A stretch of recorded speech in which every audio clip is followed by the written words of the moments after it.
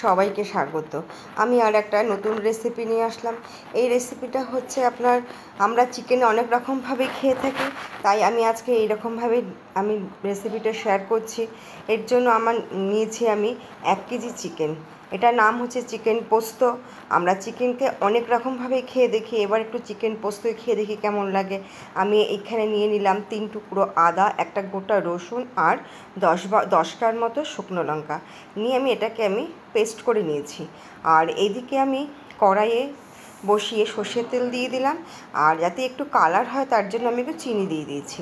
আর চিকেনটা বাজার থেকে আনার পর ওটাকে আমি ধুয়ে ঘন্টা 2 আমি দই মাখিয়ে রেখে দিয়েছি। ওটাকে ওভারনাইট রাখলে খুব ভালো হয়, একদমই নরম হয়ে যাবে মাংসটা। অতটা আমার সময় ছিল না, তাই আমি ওটাকে 2 ঘন্টা মতো আমি ম্যারিনেট করে রেখেছি। আর এখানে আমি 4টে মিডিয়াম সাইজের পেঁয়াজ কুচিয়ে নিয়েছি। এটাকে আমি তেলের মধ্যে দিয়ে দিলাম, দিয়ে একটুখানি লাল লাল করে আমি এটাকে ভেজে নেব। আর দিয়ে দিলাম 2টো তেজপাতা। আর যে মশলাটা আমি করে রেখেছিলাম আদা রসুন শুকনো লঙ্কা, সেই লঙ্কার পেস্টটা এখানে দিয়ে দিলাম।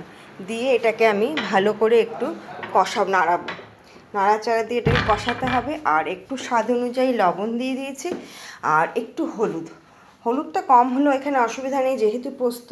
তাও একটু কালারের জন্য চিকেন সাদা সাদা ভালো লাগে না বলে একটু আমি হলুদ দিলাম। হলুদটা দিয়ে এটাকে আমি কষালাম।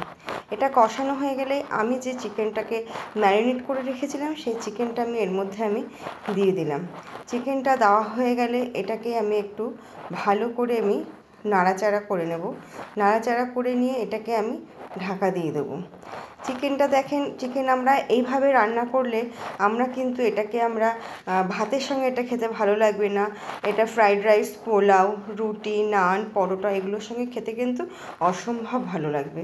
একটু কালারের জন্য আমি একটু কাশ্মীরি লঙ্কার গুঁড়ো দিয়ে দিলাম। দিয়ে এটাকে আমি একটু নাড়াচাড়া দেবো।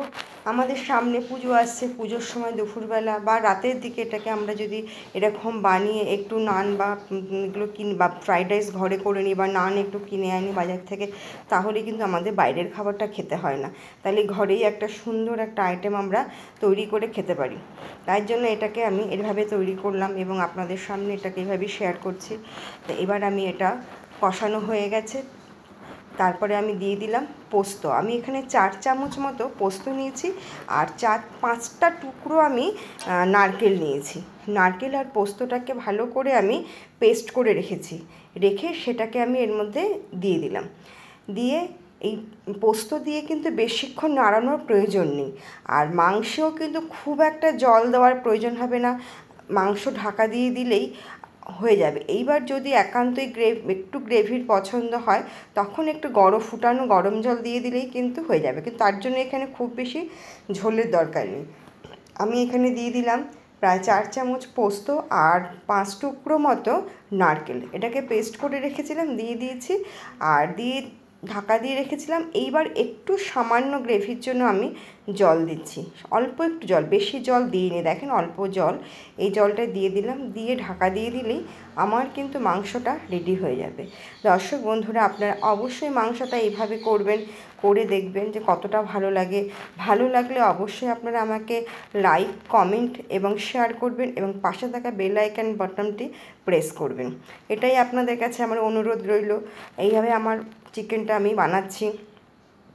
চিকেনটা দেখবেন খেয়ে কতটা ভালো লাগে, কতটা অসম্ভব সুন্দর লাগে।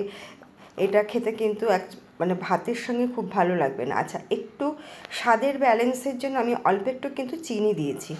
চিনি দিয়েই এটাকে নাড়াচাড়া করলেই কিন্তু মোটামুটি এটা রেডি হয়ে যাবে চিকেন পোস্ত। চিকেন পোস্ত অবশ্যই আপনারা এইভাবে বাড়িতে বানাবেন, দেখবেন কতটা ভালো লাগে।